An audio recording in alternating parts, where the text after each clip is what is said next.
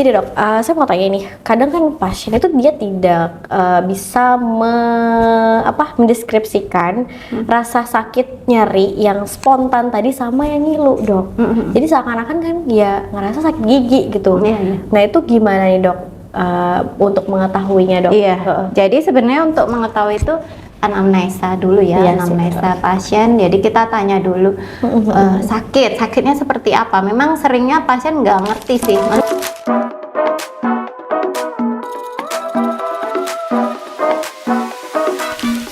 Assalamualaikum warahmatullahi wabarakatuh. Selamat datang di Sultan Podcast, solusi layanan kesehatan terdepan. Bersama saya Dr. Gigi Dina dalam program My Doctor. Oke, hari ini di studio Sultan telah hadir bersama saya salah satu dokter di Rumah Sakit Islam Sutarbu Banjarbaru, yaitu dokter spesialis konservasi gigi, yaitu Dr. Gigi Ani Kuntu Takia SPKG. Selamat datang dok. Terima kasih. Iya dok, gimana dok kabarnya dok hari ini? Alhamdulillah sehat. Sehat. Dokter, aktivitasnya apa dok hari-harinya biasanya? Karena kebetulan saya ASN ya, jadi kalau pagi ya jadi abdi negara. Abdi negara. Kalau pagi saya di Rumah Sakit Ulin, terus siangnya biasa ke Rumah Sakit Islam Sultan Agung. Hari Senin, Selasa, Kamis. Berarti ada di rumah sakit swasta yang lain. Oh, rumah sakit swasta yang lain. Selain itu dok, aktivitasnya mungkin apa nih kira-kira selain praktek dok? Apa aja dok aktivitasnya? Saya ibu rumah tangga. Murni ibu rumah tangga. Ya, jadi ya sama seperti ibu rumah tangga yang lain ya. Jadi kalau habis kerja ya kembali ke keluarga ya, ngomong anak, ngomong suami. Gitu sih. Kalau ini nge-gym mungkin? Nge-gym kalau sempet. Kalau sempet. Soalnya dokter Ani udah beda banget dari dulu. Oh gitu ya? Lebih slim gitu dok. Saya mau bertanya gitu, kok bisa lebih slim gitu kan? Oh iya, memang saya emang jaga sih. Oh gitu ya dok ya? Kan udah umurnya kepala 4. Oh, oke. Jadi harus lebih sehat. Sepertinya saya juga harus seperti itu. Dok, kita hari ini mau bahas nih temanya tentang konservasi gigi dan perawatan saluran akar. Karena banyak banget nih dok, di luar sana kan pasti orang bertanya-tanya nih, gigi berlubang taunya ditambal. Tapi banyak yang nggak tahu tentang perawatan saluran akar itu apa sih gitu kan. Kenapa harus dirawat saluran akar gitu, kenapa nggak langsung ditambal aja gitu kan ya dok ya. Jadi saya mau bertanya nih dok, banyak sekali di luar sana bertanya apa sih bedanya dokter gigi konservasi sama dokter gigi umum biasa. Karena kan orang taunya juga ya ke dokter gigi aja gitu dok, nggak tahu nih konservasi itu apa gitu kan gitu dok. Jadi sebenarnya konservasi gigi itu bagian dari kedokteran gigi gitu ya. Kalau kedokteran gigi umum itu kan cakupannya hampir semua gitu ya, cuman global, tapi semua permasalahan gigi bisa kan diatasi di kedokteran gigi umum. Tapi kalau konservasi gigi itu lebih spesifik ke mempertahankan gigi asli selama mungkin kayak gitu. Jadi sedangkan perawatan saluran akar itu bagian dari perawatan di konservasi gigi. Kalau di konservasi gigi itu ada misalnya penambalan tuh masuk di konservasi gigi. Kemudian kalau infeksinya sudah dalam gitu ya, sampai ke saraf, kita biasanya sebut kayak gitu. Jadi di ruang pulpa tuh ada saraf gigi. Kalau infeksinya udah sampai ke sana ya perlu perawatan saluran akar.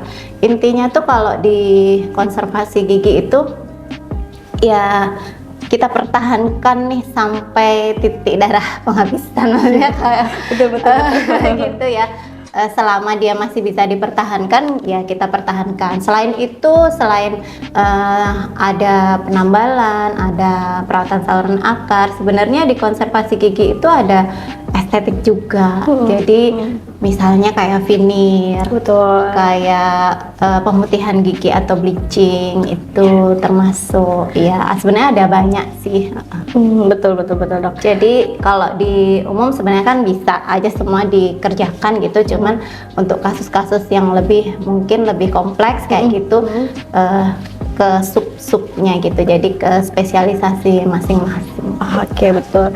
Nah, kemudian banyak dok orang yang bertanya gitu kan, apa sih tanda-tanda bahwa orang itu butuh perawatan saluran akar gitu kan? Karena kan ya itu tadi kayak saya bilang, orang datang ke dokter gigi kan taunya gigi berlubang kemudian minta ditambal gitu kan, tapi dia tidak tahu bahwa ini dibutuhkannya perawatan saluran akar gitu. Jadi apa sih dok tanda-tanda yang mungkin teman-teman biar tahu nih apa aja sih tanda-tandanya seperti itu? Kalau tanda-tanda biasanya yang paling awal tuh nyeri ya, nyeri gigi. Kalau yang masih kayak sensitif yang nyeri-nyeri kalau makan panas, dingin gitu, dia nggak perlu sih ke perawatan saluran akar, nggak ya. Betul. Tapi sebenarnya udah masuk sih ke konservasi gigi kayak gitu. Tapi spesifik untuk perawatan saluran akar itu dia itu nyerinya spontan.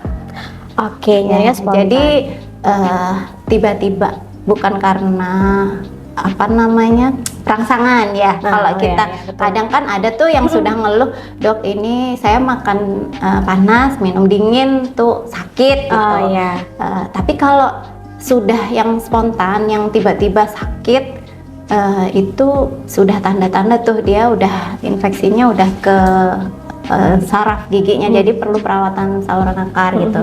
Nyeri, bisa jadi ada pembengkakan, akses kayak gitu. Sebenarnya ngomongin pembengkakan itu kan ada yang baru apa sekedar bengkak terus disentuh sakit kayak gitu. Ada juga yang sampai bernanah kayak gitu. Kalau yang bengkak itu biasanya kalau nggak dilakukan perawatan gitu ya, akan mengarah ke sampai yang bernanah tadi. Tapi sebenarnya kalau sudah bernanah tuh dia sakitnya nggak sesakit yang waktu awal-awal itu, tapi sakit sih, ada sakit.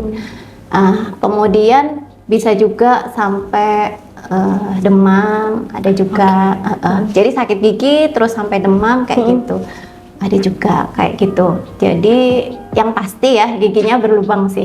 Kayaknya kalau perawatan saluran akar yang tanpa gigi berlubang tuh ada sih trauma biasanya. Misalnya jatuh. Awalnya dia cuman ngerasanya mungkin nyeri itu karena jatuhnya tadi ya. Padahal bisa jadi sampai ke dalam. Jadi pembuluh darah di dalam gigi itu pecah gitu. Nah, lama-lama mati. Nah, padahal nggak ada lubang tuh, tapi dia perlu perawatan saluran. Itu kalau misalnya dia karena trauma ya dok ya. Gini dok, saya mau tanya nih, kadang kan pasien itu dia tidak bisa mendeskripsikan rasa sakit nyeri yang spontan tadi sama yang ngilu dok. Jadi seakan-akan kan dia ngerasa sakit gigi gitu. Nah itu gimana nih dok untuk mengetahuinya dok? Jadi sebenarnya untuk mengetahui itu anamnesa dulu ya, anamnesa pasien. Jadi kita tanya dulu sakitnya seperti apa. Memang seringnya pasien nggak ngerti sih, makanya yang kita maksud gimana, tapi kita arahkan aja. Misalnya ya itu tadi sakitkah Pak Bu giginya? Iya dok. Kadang dia bilang sih nggak sakit, tapi waktu kemasukan makanan sakit. Nah kayak gitu. Ada juga yang misalnya nggak sakit dok, tapi saya kalau lagi minum es gitu ngilu atau kumur tuh ngilu. Nanti kita cek. Jadi biasanya kalau ngilu saat kena rangsangan tadi kayak minum atau makanan panas atau dingin, itu cek lagi kita secara klinis gitu ya, lubangnya seberapa. Jadi memang nggak bisa ya. Seringnya tuh ada pasien tuh nelpon atau ngechat WA gitu. Dok, ini saya sakit gigi, obatnya apa? Pasti pertanyaan saya yang pertama giginya berlubang gitu kan. Iya berlubang gitu. Besar apa kecil? Tapi seringnya sebenarnya kalau kita ngomong besar atau kecil itu subjektif ya. Pasien bisa ngiranya kecil aja. Makanya sebenarnya kita jadi dokter gigi itu enggak 100% bener ya kalau ngasih apa namanya maksudnya kalau ada yang konsultasi terus kita jawab itu sebuah kepastian tuh nggak bisa, karena kita harus periksa. Nggak bisa kalau nggak periksa. Nah, jadi itu ada tes. Jadi setelah kita tanya sakit enggak, sakitnya pas apa kayak gitu, misalnya panas dingin, kita cek kan lubangnya seberapa. Oh ternyata kecil aja, misalnya kecil aja. Terus oke, di drag tuh apa ya? Ditekan ya, ditekan sakit enggak, diketuk sakit enggak kayak gitu. Biasanya nggak ada reaksi saat diketuk, nggak ada reaksi saat ditekan kayak gitu. Cuman lubangnya kecil aja, misalnya kita korek juga masih keras gitu. Karena jaringan gigi ini yang keras cuman permukaan luar aja. Betul. Yang di dalam itu tambah lunak ya, jadi lebih lunak gitu. Jadi kalau masih keras kayak gitu, ya berarti dia bisa sekali kunjungan aja, misalnya langsung ditambal gitu. Tapi kalau sudah giginya lubang dalam kayak gitu, jadi kita mesti curiga itu sudah sampai ke pulpa, sampai ke saluran saraf ya. Saraf ya dok ya. Jadi ya yang seperti itu yang perlu perawatan saluran akar kayak gitu. Ya macam-macam sih, kadang baru infeksinya baru kena tuh sakit banget itu. Kalau yang sudah lubang gede tapi terus dia bilangnya nggak sakit, ya itu sudah mati, udah nekrosis gitu ya. Iya betul dok. Nah dok, lanjut nih, banyak kan yang nanya nih pasti, kalau saya nanti perawatan saluran akar tuh prosedurnya gimana? Karena kan pasti datangnya berapa kali dok? Satu kali enggak, atau 2 kali enggak, atau 3 kali? Bayangannya langsung ya, langsung ditambal kemarin gitu. Karena kan pasti kan pasien tuh dia berpikir mungkin untuk biaya ya dok ya, karena kan datang berkali-kali gitu kan. Mungkin bisa dijelasin nih dok, prosedur perawatan saluran akar ini seperti apa sih? Apakah sekarang kan ada yang one visit nih dok? Nah, apakah bisa one visit atau 1 kali datang atau yang berkali-kali, ini seperti apa dok? Dengan case-case seperti apa sih prosedurnya itu? Jadi sebenarnya memang di perawatan saluran akar ini bisa dilakukan one visit ataupun multi visit gitu. Jadi dengan peralatan yang mendukung gitu ya, fasilitasnya mendukung. Selain itu waktunya tersedia lumayan banyak gitu. Sebenarnya one visit bisa. Gitu. Kenapa sekarang pasien sering banyak tuh bilang, aduh saya nggak ini karena lama ulang-ulang kayak gitu. Itu karena yang pertama, kalau kita di rumah sakit ya, pelayanan umum termasuk dengan pembiayaan tadi, kalau kita mungkin khusus gitu ya, pasien umum, mohon maaf misalnya mandiri kayak gitu dan kita punya waktu banyak, ya one visit aja nggak masalah. Yang pasti kalau one visit itu kita harus bisa memastikan itu benar-benar bersih, prosedur tuh bersih gitu ya. Jadi ya dengan fasilitas yang mendukung gitu. Kalau saat ini memang banyak saya kerjakan itu multi visit gitu ya, karena satu memang pelayanan kita pakai pembiayaan gitu ya, jadi pasiennya banyak. Jadi waktunya nggak bisa kalau 1 kali ketemu langsung selesai ya dok. Kayak gitu. Jadi ya bagi-bagi waktu sih kayak gitu. Sedangkan kalau misalnya kita one visit itu bisa sampai 1 sampai 3 jam tergantung dari tingkat kesulitan kasusnya kayak gitu. Terus kalau multi visit itu ya itu tadi pertimbangannya karena waktu dan fasilitas pendukungnya. Iya sih betul dok. Kalau misalnya 1 sampai 3 jam kan kita harus benar-benar prepare, nggak ada pasien di belakang ya dok ya, karena kan waktunya panjang. Karena memang kalau perawatan saluran akar kan nggak bisa langsung bukan nggak langsung sih, maksudnya nggak bisa kayak dok kalau nggak steril dan lain-lain itu kan ya dok ya. Benar. Nah dok, ngomong-ngomong soal harus benar-benar bersih, kata dokter Ani tadi harus, kita kalau mau perawatan saluran akar tuh benar-benar harus bersih. Nah kalau misalnya tidak bersih dok, pasti ada komplikasi kan dok ke depannya pada gigi itu gitu kan. Apa saja nih dok komplikasi yang terjadi ketika kita sudah perawatan saluran akar nih? Kita ibaratnya udah effort dok, udah datang berkali-kali, kemudian udah dirawat saluran akar. Nah ada nggak sih dok komplikasinya itu sendiri dok gitu kan? Jadi pasti ada ya.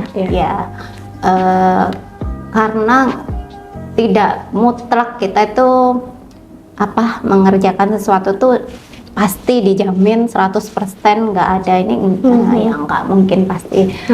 Segala ini adalah nanti minusnya gimana gitu. Jadi kemungkinan komplikasi itu satu bisa ada nyeri lanjutan nyeri, pokoknya pos perawatan itu ada. Tapi tidak selalu ya, tidak selalu. Terus ada juga komplikasi itu pecah misalnya, bisa juga.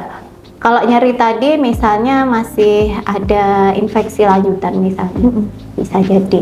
Kalau pecah ini karena seringnya perawatan saluran akar, gigi-gigi yang indikasi perawatan saluran akar itu ya lubangnya kan udah besar tadi kayak yang tadi sudah kita bahas tadi.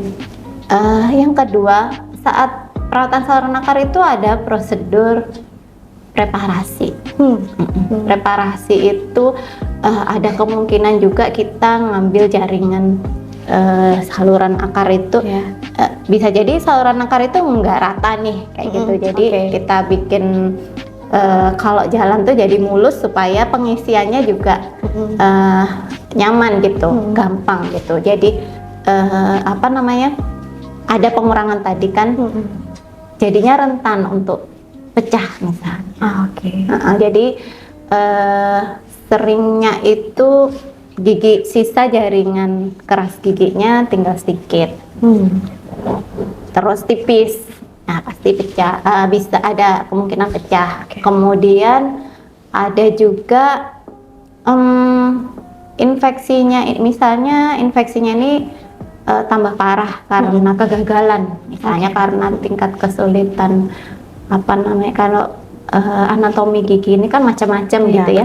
Misalnya akarnya bengkok kayak gitu mungkin bisa nggak maksimal. Itu tergantung dari skill operator juga gitu kan, selain dari fasilitas penunjangnya kayak gitu. Jadi memungkinkan sekali misalnya ada yang miss gitu. Jadi infeksi lanjutan, terus kemudian misalnya dia punya penyakit penyerta yang lain kayak gitu ya bisa. Itu juga bisa berpengaruh ya dok ya? Dok, ini sebenarnya pertanyaan yang dari saya sendiri ya dok Kadang kan kalau misalnya kita ketemu pasien nih dok, dia udah terindikasi gigi ini harus dilakukan perawatan saluran akar. Meyakinkan ke pasien itu sendiri dok, kalau ini harus dirawat gitu kan, ini nggak bisa kalau misalnya langsung ditambal aja, karena kan ada beberapa orang yang mungkin tidak tahu bahwa ini butuh perawatan loh, ini bisa langsung ditambal loh kayak gitu. Karena meyakinkan pasien itu sendiri dok untuk ini harus dirawat seperti itu gimana dok? Pernah nggak dok pengalaman sendiri dok? Pengalaman di lapangan dok? Ini pasti ini agak susah dok, karena kan apalagi kalau kita udah jelasin kan pasien tuh kayak harus 2-3 kali ini, terus aku harus effort waktu untuk ketemu dokternya berkali-kali ini, belum lagi nanti tambal permanennya nih gitu kan. Meyakinkan pasien itu sendiri gimana dok? Kalau dari dokter Ani? Banyak sih sering gitu ya, sering ditemukan tuh pasien tuh nggak rasa berat nih harus bolak-balik gitu. Sebenarnya ya sering sih saya tawarkan kalau mau langsung ya memang lama, maksudnya sekali pertemuan tuh lama gitu kan. Satu itu. Yang kedua kalau ada yang misalnya ya maunya nganga aja nggak mau lama gitu kan, tapi langsung ditambal, ya kita jelasin di situ tuh pasti awal dari intinya tuh kalau misalnya dia udah terinfeksi pulpanya tadi ya, sarafnya tadi kalau udah infeksi awal tuh pasti sakit banget. Betul. Dia udah pernah ngerasain sakitnya itu gitu. Iya, betul. Saya bilang ini tuh masih bisa dilakukan perawatan, cuman nggak bisa langsung ditambal gitu kan. Kalau misalnya nggak dilakukan perawatan, ini proses infeksi ini jalan terus. Nggak cuman di gigi loh. Itu saya biasanya kan ada gambar gitu ya di ruang praktek itu. Di sini nggak ada gambarnya dong. Iya, sayangnya nggak ada gambarnya. Iya, harusnya ada ya, Jadi, Dok ya. ada gambar yang nunjukin itu saraf itu dilalui pembuluh darah gitu kan, turun keluar dari ujung akar gitu kan. Nah, ini peredaran darahnya kan ke seluruh tubuh saya bilang gitu. Kalau infeksinya sampai keluar ke ujung akar ya bisa dibayangkan berarti nggak hanya di gigi itu aja misalnya saya bilang gitu. Tapi kalau misalnya beliaunya tetap nggak bisa ya dok, saya nggak punya waktu ini langsung misalnya mau ditambal, saya nggak perlu perawatan saluran nakar. Terus saya ingatkan lagi sakitnya waktu awal-awal dia kena ke kena ke pulpanya, kena ke sarafnya itu kan sakitnya pasti minta ampun gitu ya. Saya ingatkan lagi ke situ, mau sakit lagi kayak gitu. Waduh, itu ancaman ya. Iya sih. Ya, tapi ya diingetin lah sakitnya tuh kayak begitu gitu. Iya, Terus iya, yang kedua saya bilang gini, boleh ini saya tambal, tapi nanti pasti timbul rasa sakit lagi. Lebih dari itu. Karena anggap aja kumannya tadi udah terjebak di dalam situ, Iya, belum betul, dikeluarin gitu. Ya kayak gitu. Iya, Dikasih contoh-contoh gambar misalnya yang bisa sampai abses misalnya, gitu ya, Dok, ya? ya Wah, bisa. itu beneran ancaman dong. Mending kalau masih ngeyel gitu diceritain itu lanjutannya bisa jadi ini loh, misalnya bisa kan granuloma, bisa jadi kista, atau misalnya paling parah kan giginya harus dicabut Iya, gitu betul. kan. Daripada nunggu sampai itu mau enggak atau mau dicabut aja sekalian, pasti kadang pasien tuh mikir. Iya betul, karena sekarang itu paradigma masyarakat atau pasien itu udah berbeda dok. Jadi dia kayak seakan-akan saya maunya ditambal, kadang-kadang sisa akar aja tuh maunya ditambal gitu kan. Jadi sebenarnya paradigma orang itu sudah berubah dok, dari yang dia dulu suka dicabut, sekarang maunya dipertahankan. Gitu ya. Nah, konservasi ini itu tadi ya dok ya, mempertahankan gigi yang sebenarnya terindikasi atau bisa dipertahankan, ya harus dipertahankan. Seperti itu ya dok. Saya setuju sih dok. Iya, seringnya itu saya bilang sih kalau saya suruh mikir lagi. Jadi maksudnya oke, nanti saya tambal, tapi coba mungkin saat ini kan dengan maksudnya emosi ya untuk ini karena tadi kan belum dijelasin gitu. Jadi coba dipikirkan lagi. Jadi pasti nanti balik lagi untuk mau perawatan dia. Oke, balik lagi nih dok, yang pertanyaan sebelumnya kan, ini prosedurnya gimana dok supaya pasien atau masyarakat tahu nih kalau misalnya aku merasa gigiku sudah berlubang besar, ini sudah masuk ke tahapan bahwa gigiku udah kena saraf nih, udah mati nih misalnya. Nah, prosedurnya apa aja nih untuk perawatan itu sendiri? Perawatan saluran nakar diapain aja gitu diapain aja dok? Jadi yang pertama, indikasi perawatan saluran nakar itu kan pada gigi pulpitis irreversible atau nekrosis gitu ya. Bisa juga pada pulpitis irreversible, bisa juga ke gigi nekrosis pulpa. Jadi kalau masih pulpitis gitu ya, pulpitis irreversible itu bisa dengan dianestesi dulu nih, kayak gitu. Disuntik gitu ya dok ya? Ya, dianestesi dulu, kemudian dilakukan akses opening, jadi dilobangin gitu. Jadi dilobangin untuk cari akses menuju ke saluran akar tadi. Karena gigi itu kan ada akarnya gitu ya dok ya? Iya. Ya betul, gigi kan ada akarnya nih teman-teman. Jadi gigi itu ada akarnya, itu nanti dilubangin. Iya, jadi gimana? apa ya? Secara gampangnya tuh kayak pipa gitu. Ada saluran. Jadi saluran akar tuh ada kayak pipa gitu. Kecil. Kita targetnya di situ membersihkan salurannya itu. Nah, jadi setelah dianestesi tadi kita bikin akses untuk menuju ke sana untuk tujuan pembersihan tadi. Jadi kita bersihkan dulu jaringan nekrotiknya gitu, sisa-sisa apa namanya saraf dan pembuluh darah lah ya istilahnya. Jadi kita ambil, bersihkan gitu kan, dipreparasi itu kayak tadi saya bilang. Jadi kalau bisa jadi saluran itu nggak yang mulus gitu. Jadi kita bikin mulus lah jalannya supaya nanti karena ada tahap setelah preparasi itu dibersihkan ya supaya steril gitu, diisi. Ada bahan pengisian itu. Nah, tujuan dari preparasi tadi kalau jalannya mulus, pengisiannya gampang. Maksudnya pengisiannya lebih mudah gitu.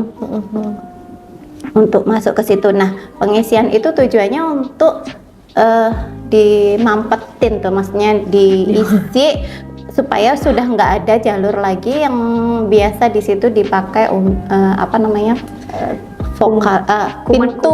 pintu masuknya kuman-kuman lah, kuman bakteri gitu masuk ke situ. Jadi itu di stop, ditutup, di apa namanya udah di apa, kalau pintu dah itu ditutup, nggak bisa dimasukin lagi, nggak bisa dimasukin lagi kayak gitu. Kemudian baru restorasi itu bisa jadi kalau misalnya giginya itu jaringan sisanya tadi, jaringan gigi aslinya itu masih banyak, ya langsung ditambal aja.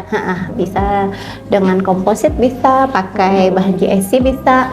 Kemudian kalau misalnya bila perlu itu pakai crown. Tapi sebenarnya prosedur sebaiknya memang pos perawatan saluran akar itu pakai crown gitu ya. Cuman kalau gigi depan masih nggak terlalu banyak yang hilang gitu, ditambal masih bisa gitu. Jadi kalau crown bakal lebih kuat, bakal bisa maksudnya mirip dengan gigi aslinya. Bahkan misalnya dulu giginya bentuknya jelek, malah pakai anatomi seideal mungkin ya bisa. Betul. Jadi malah bisa lebih bagus sama seperti gigi aslinya ya dok ya, pasca perawatan saluran akar. Jadi setelah preparasi itu kita kan supaya steril tuh ada irigasi dengan cairan tertentu gitu ya. Larutan tertentu untuk supaya satu bersih, yang kedua memang matiin ini kuman-kuman di dalamnya gitu. Jadi setelah itu baru pengisian untuk menutup saluran tadi biar dia nggak bisa lagi nih si kuman masuk ke dalam ya dok ya. Sebenarnya tujuannya itu ya dok ya, supaya nanti kan nggak ada apa dok, abses dan lain-lain itu ya dok. Ya tujuan utamanya itu. Kalau ke restorasinya kan mengembalikan lagi nih untuk misalnya pemenuhan, fungsi pemenuhan, terus estetik kayak gitu. Kalau gigi depan kan condong ke estetik ya. Biasanya kalau gigi depan estetika, kadang kan pasien tuh dia berpikir kalau gigi depan ya dokter berpikir 2-3 kali gitu ketika misalnya giginya patah atau misalnya giginya keropos. Sebenarnya sih gigi keropos tuh kayak kecil-kecil kan dok, nggak kelihatan, taunya ketika kita udah lihat gede banget gitu kan, udah kena saraf tadi kan dok. Jadi itu sama yang tadi saya bilang tadi, jaringan keras giginya itu ada paling luar. Jadi betul. Kalau sebenarnya seujung jarum itu lubang seujung jarum, kalau sudah bisa nembus lebih dalam lagi, ya jadinya gerong gitu, gede di dalam. Jadi ketika kita telusuri lubang kecil yang seujung jarum itu tadi, ternyata dalamnya gede kayak rayap gitu nggak sih dok? Karena dalam itu kan tadi lebih lunak. Jadi dia kelihatan pas kita ngeburu kok gede banget gitu. Oke dok, jadi kan tadi kita udah banyak ngobrol nih dok, diskusi terkait dari pertama bedanya konservasi gigi dengan dokter gigi umum, dan mulai dari tanda-tanda gigi itu infeksi, kemudian adanya perawatan saluran akar kalau gigi itu infeksi kan ya dok. Kita udah banyak ngobrol tentang itu. Ya tentunya masyarakat harusnya lebih paham ya dok ya.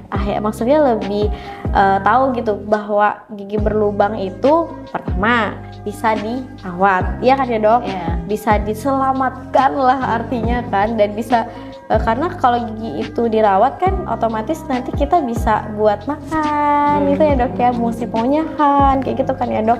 Karena kalau dicabut kan pasti bisa aja sih dok dicabut, tapi kan kalau dia terindikasinya bisa ditambal akan lebih baik ya dok ya, karena kehilangan gigi itu sayang banget sih. Kalau saya dok setelah dulu saya juga kan pernah perawatan saluran akar juga, terus saya juga dulu pernah dicabut giginya. Saya sayang banget ya dulu kenapa gigi sampai dicabut gitu, karena kan kalau dicabut tuh buat makan tuh susah banget. Banyak sekali kan pasien-pasien yang udah dilakukan pencabutan ternyata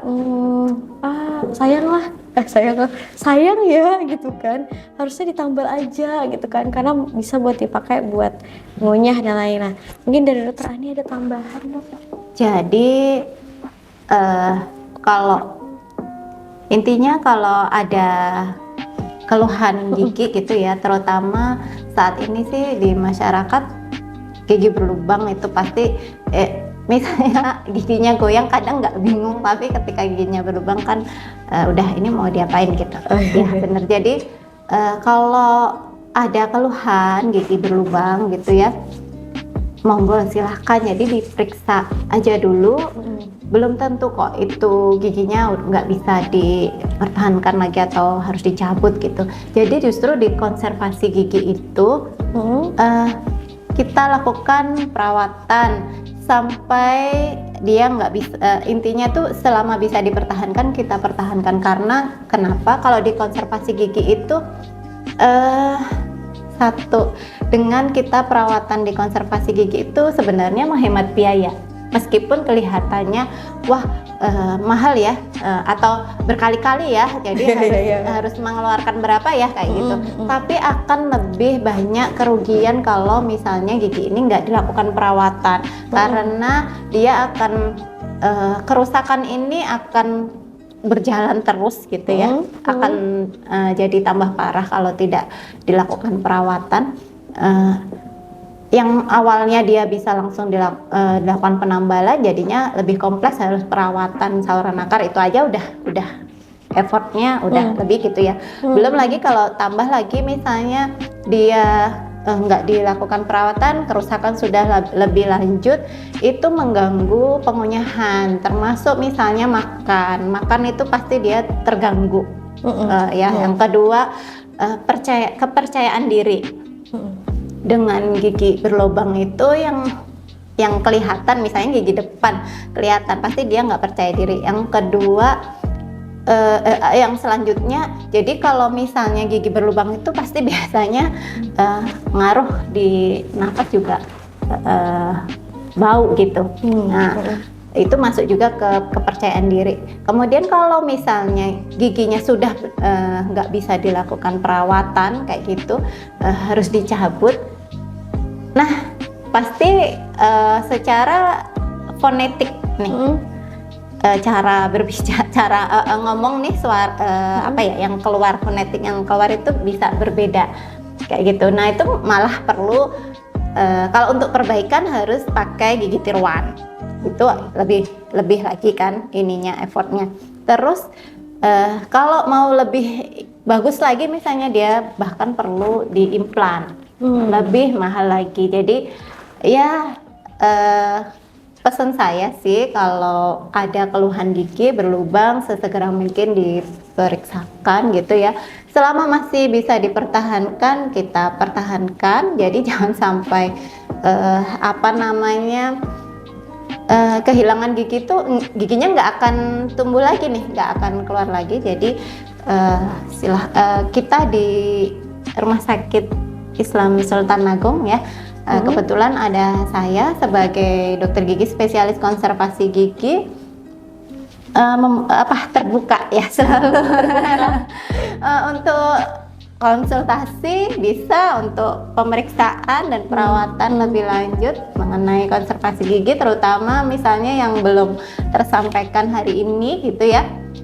Monggo silahkan, saya praktek di Rumah Sakit Islam Sultan Agung setiap hari Senin, Selasa, dan Kamis jam 13 siang sampai selesai. Oke, baik.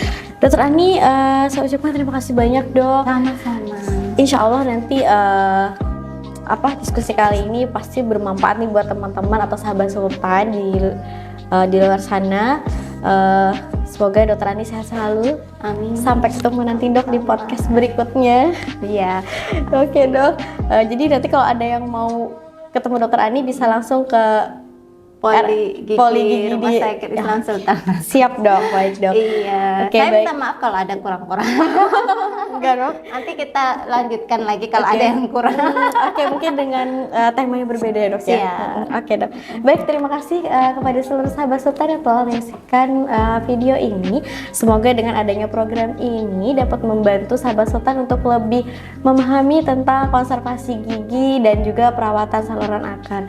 Oke, saya Dr. Gigi Dina pamit undur diri. Sampai bertemu kembali di program selanjutnya hanya di Sultan Podcast, solusi layanan kesehatan terdepan. Wassalamualaikum warahmatullahi wabarakatuh.